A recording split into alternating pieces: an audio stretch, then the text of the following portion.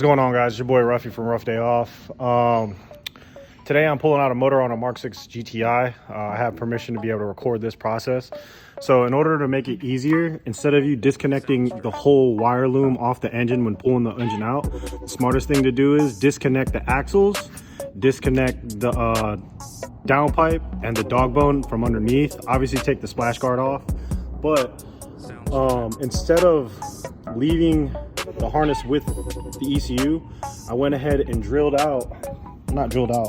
I took the rivets that were holding the casing around the ECU that locks it in place, and I just drilled a slit in there. That way I can reuse these to screw back on that secure plate or security plate. Yeah, stuck a flathead in there and backed it out. Make it a whole lot easier on yourself. And this is what that will look like when you drill it out, so that way you can reuse it. You could put new 10s in there if you really wanted to, but I'll just go ahead and use that OEM. So the whole harness is going to come with the engine. Front fascia is going to come off the car, and then we're just going to pull the motor out with a cherry picker. Make sure everything's disconnected. Also disconnect your intercooler piping. Do not disconnect your AC. Leave the AC connected. Just disconnect it from the engine itself, and then set the AC to the side somewhere, or bungee cord it to the frame rail, so that way it's not like just dangling all loose. All right, now that all the bolts are taken off from the splash guard, the aluminum splash guard, we had to take off the belly pan that's connected to the bumper to the front valance. Make everything a whole lot easier. So take this. If you have an electric ratchet, use an electric ratchet. Stuff like this is pretty simple, but it's T30s that hold all this up.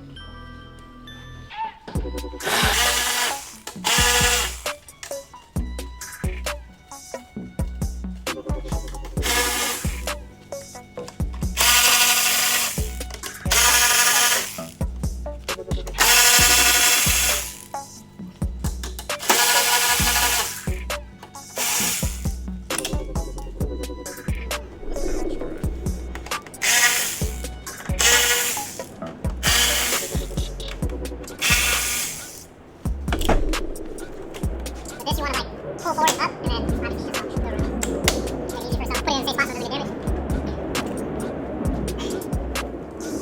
Now what we're going to do is pull on the corners. Keep pulling on the corners. Pull out and forward. That way it can pop out of the fender itself.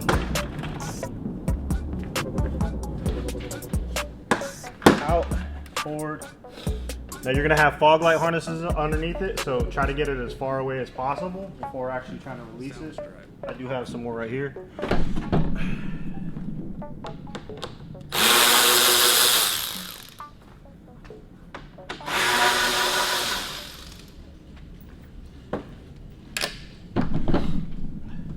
Pull it out, forward, and then you just disconnect the harnesses for the fog lights. If you're familiar with Volkswagen, Audi, or any Euro harness, push down on the tab, push up, then it'll release this little knuckle that it's stuck on, because normally debris gets caught up under there, and then that's why it's harder to get off.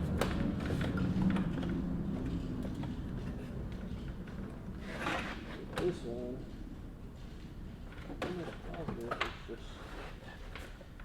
there's that. Did I miss a bolt? Oh, I did miss a bolt. It's okay.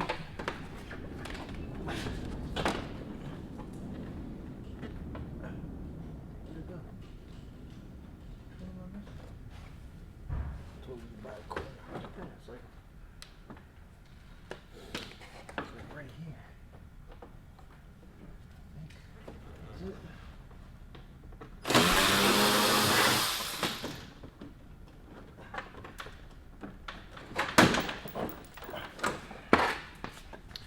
Front bumper comes off relatively easy. Then you store it in a safe spot so that way nothing happens to it. Cool.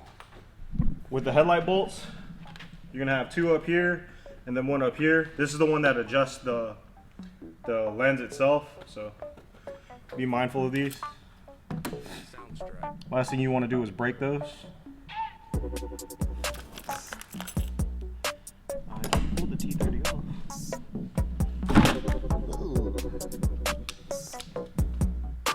Sound stripe.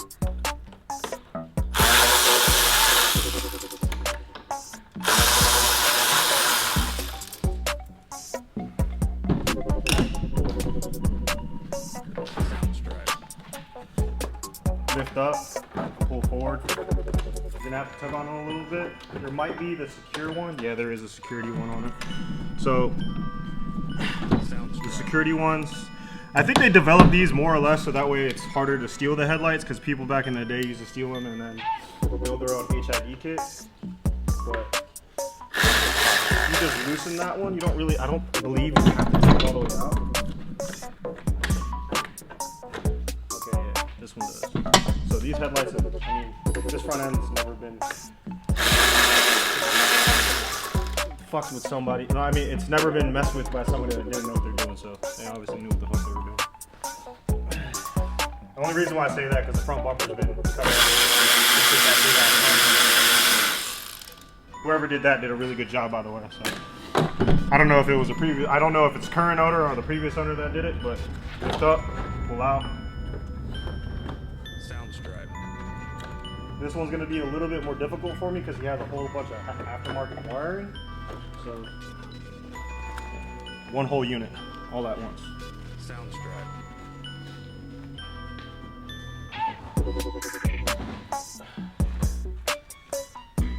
Now this is the part that I was talking about earlier in the video.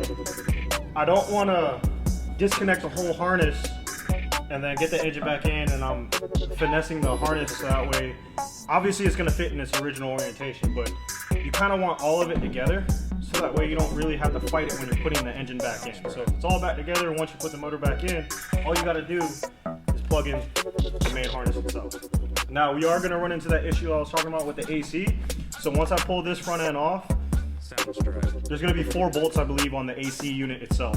So take those 4 bolts out. That way it disconnects it from the bottom end of the engine where it mounts to its bracket. And then get a bungee cord, hang it either on the passenger flywheel, or I mean not flywheel, frame rail. Put it somewhere where it's secure and not just dangling and putting tension on the actual hose itself. When you're draining the coolant out of the radiator, the smartest thing to do is release the rear one, obviously, or the bottom one. It's gonna get a little messy at first, and you gotta be careful because there is an O-ring in there that sandwiches between the male and the female portion. So when you're wiggling it, be gentle. Don't crank it up too up and too down. Like, you know what I mean? Be gentle with it, but you know, sometimes you do gotta give it a little fight. I don't know if it's gonna work for me because it seems like this hasn't been off.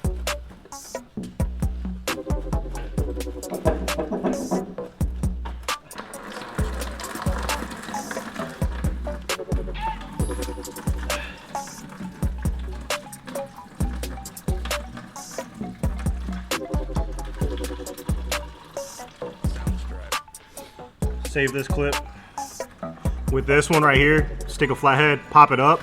Don't just leave it in though, because if you just leave it in, it's gonna still catch inside of that ridge and valley. So when it's sitting on the actual radiator pipe or adapter piece, however Volkswagen wants to call it, I stick the flathead in here and then tilt it up and then move it out of the way. Save this. We're gonna let that drain. So with the last steps in the process of doing all this, this is the shift linkage. What you want to do is you want to mark that bolt in its orientation right there, so that way when you put this back in, it finds the gear. Because what happens is if you just put that bolt up there and say yes, it does see park and it does see drive, it does see neutral, reverse, whatever, there are situations where I have seen people put that bolt in there and they put the car in park and the car still rolls because it's not putting it into the neutral safety switch, or it's not recognizing the neutral safety switch or recognizing that it's actually in park. So what I do is I take a paint marker and I mark it around this ring right here, and then I use that as my guide to where I need to go ahead and bolt it back up. You don't really want to do it without, you can do it and try to make sure that you put it into place, but I just like having a reference point so that way I know that I put it in back correctly. Last thing I want to do is have my client park on a hill, he puts it in park, forgets to pull his e-brake, and then his automatic car or DSG car starts rolling down the hill. I mean, obviously you want to turn the wheel towards a curb, but how many people actually pass that part of the driver's test? Yeah, so as I was talking about earlier in the video, I didn't know if I wanted to take this off as one whole unit with the service mode or separate it as 2 pieces. I think what I'm going to do for the headlight assembly is just separate it as technically 3 pieces, but take off the driver's side, passenger side. It's a T20. I don't know if you can see that, but T20, take it out, boom, boom, boom. Do this individually. That way I can swing this out. So the idea behind this is we're not really fully removing the front radiator support or core support, whatever you want to call it. We're actually going to take this and swing out the driver's side. So this is going to swing out, and then I'm going to get to that AC, and then obviously put the AC unit somewhere along in this area on the passenger side, so that way it's just hanging. But yeah, you're not really going to want to take the whole thing off, and it's going to suck. So I got my jack here, so that way the driver's side can sit on that once it's fully released of itself. All right, so I got my jack here. What I'm going to do, I'm going to use that to levy up the driver's side of the radiator support, have it in service mode. It's not going to be full service mode because we don't want to disconnect the AC lines. So what I'm going to do is, there's a 13 here, there's a 13 underneath, and then there's a 13 right here. Release it, swing it out of the way. That way we can get to the last few things. It's going to be the heater hose lines, shift linkage, motor can come out. Everything else is disconnected. We left this side on, so that way that stays in place, but we took off the passenger side one, so that way we can swing it out and we're not going to be scratching up his paint on the fenders or anything like that. So in order to get the front radiator off, or front radiator support off, it's 4/16s on both sides. Your horn on the driver's side is going to be in the way. If you don't take it off, it's going to be a 10mm bolt, but if you don't, you can push it down a little bit just so you can get the socket on there and be able to yoke those motherfuckers out of the way. But for the most part, everything's pretty much ready to go and yoke the motor out. So I should have it out by the end of the day. What's that bolt for? Shout out to this guy for always coming by and helping me out when I need a second hand. This is going to be for the shroud headlight assembly that we just took off, which I placed right here. If you can, not a lot of people have a creative workspace like myself. You can use 2 picnic tables to organize, one for tools and the one for the parts, or you can have it set up as far as like have a designated area where all your parts that you're taking off of the car can be in one spot. One thing that I noticed a lot of people do with Volkswagens and Audis, when they're putting the front end back to together with the T30 bolts and the T20 bolts, they kind of mix match and see where what goes. Majority of your T30 bolts are always going to be facing up towards you. There's only going to be about 2 or 4 that are really going to be facing towards or driving themselves into, we'll just say towards the rear of the vehicle. Then all the other small T20 bolts, that's going to be for your splash guards, your belly pan, your grill. Those are going to be your main ones, your main component bolts for those smaller pieces. All your T30 ones should be facing up minus 2 to 4 of them, depending on how you're going about taking the front end off. But yeah, that's one of the biggest hints I can give a lot of people when they're trying to put the front end back together. A lot of the times what I also like to do, say I released a oil catch can and it has its own hardware that mounts to the passenger side mount. I take that hardware and I bolt it back up in place.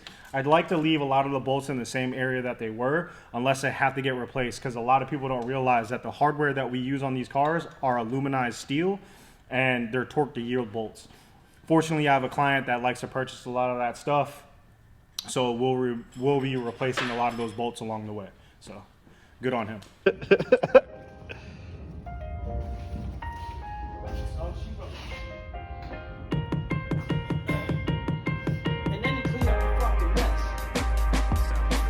Fuck this mess. All right, so it does get a little messy, but this is what I was talking about. When you swing the driver's side out, boom, boom, boom, I have the AC still connected to the unit, the condenser unit. I'm using a bungee and then strapping it to the fender well right here. That way I can get the cherry picker in, slide it underneath, pull the motor out. The last 2 things I need to disconnect: heater hoses for the heater core, obviously, and then the shift linkage, and the motor should come out. This is probably going to be the biggest confusion for a lot of people because they'll want to disconnect the whole harness, and that takes up a lot of time. So if you do that technique that I taught you earlier, it will help out in the process. All right, guys, so I'm going to give you a little small idea how to organize more or less. But I like to lay out all my parts that I'm about to be replacing. Accessory belt, all the covers, upper and lower, all the seals, front main seal, cam bridge, all the tensioners, well, not all the tensioners, the one tensioner, the guides, lower oil pan as well. I like to also lay out all the tools that I've already used, so that way I'm not going in and out of the toolbox. Some people have roll carts. I like to use a picnic table, so that way I can just pick and go, pick and go, pick and go. I went ahead and put on the front fascia, have that resting, so that way I'm not putting tension onto the AC lines. I have that held up by a bungee cord, have axles hang up by a bungee cord. Last thing you want those to do is damage the hub, so that way your EPC light and all the ABS lights, they don't come on, because you don't want to damage the hubs. Disconnected the downpipe, made it easier for me to be able to pull out the engine. A few things that I wanted to touch bases on that also needed to get pulled out. There's two coolant hoses that go to the water pump. Those need to get disconnected. I needed to release the coolant bubble hose, brake booster hose, heater hoses, and then I talked about it in the video earlier about making sure that I have a reference point to mount this, but there's a slide clip in here that you needed to take out, so that way it disconnects from the transmission mount itself. Here's a motor. This is what it looks like. We're going to be replacing pretty much everything on this side of the engine, all the way from the top down to the bottom. Yeah, that's pretty much how I like to set things up as far as I go. I like to clean as I go, so that way I'm staying organized. One of the most important things that I've realized after working on cars is the more ergonomically friendly my environment is, the more chances I have for success to be able to do installs. Now, talking about the installs, if you have a general idea how things work, then obviously I'm going to say, hey, go for it, try it out. But if you don't know what you're doing and you don't have access to space and tools, you're not relatively a cleanly person as you're working, you just drop tools and go and drop tools and go. I do not suggest a job like this. Take it to a professional. I don't care if you're taking it to me or if you're taking it to somebody else, but take it to somebody that's going to be able to handle the job that you're trying to get done. Last thing you want is to pull the motor out and it doesn't start because you missed this or you missed that. If you can make the job easier by keeping as much as the unit together as possible, obviously go that route. And then whatever bolt or whatever nut you take off from any mounting point or any bracket or any hardware, try to put it back in its position, so that way you're not putting bolts where they don't need to go or nuts where they don't need to go. That's the biggest problem that a lot of people have. I touch bases on that as far as the front fascia, but at the end of the day, do what makes the job easier for you. I'm not saying that this is definitely a solid 8 out of 10 as far as level goes and hard to easy. I'm gonna say this is a solid 8 out of 10. Only reason why I say it's an 8 out of 10 because there's specific tools that you need. They're gonna get hung up on the subframe on certain points. So yeah, you can do this with a jack and jack stands off your back. I've done it for years, but I strongly suggest, if you can, go to like a hobby shop and use their lift, pay to use their lift. It's gonna make the job a whole lot easier, and they do have access to tools that you can just rent for them. I think you still gotta give like your driver's license or whatever the case may be. I'm not sure how that works. I haven't gone to a hobby shop in years, but over the decades of me being able to work on cars, I try to make things as simple as possible, even though they are a difficult task. If you can, go ahead and set yourself up for success.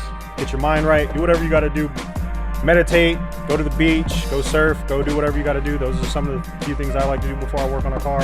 Have a cup of coffee, and when you get frustrated, take a break, take the gloves off, change your gloves. Cleanliness, cleanliness, cleanliness. But yeah, I just wanted to touch bases with you guys. I'm not sure if I'm going to go ahead and do a whole breakdown of how to do the timing chain on this job. There's several videos already on YouTube for that, so I don't want to give you guys saturated material. If you do want to see me go ahead and take it apart and give a time lapse, comment below and I'll probably do a time lapse that way. But for the most part, this is the easiest way that you can do it, and you have time to rest and take care of your clients the way you're supposed to. But yeah, I'm pretty stoked that I was able to get it out the way we did. I hate disconnecting having someone come in and disconnect the AC lines. Do not do that. That's illegal. OSHA will get your ass. But yeah, so far so good. Let me know if y'all want me to do the time lapse on the timing chain, but for the most part, I appreciate you guys watching the videos. As always, all options are yours. So drive safe, be safe, take it easy, peace.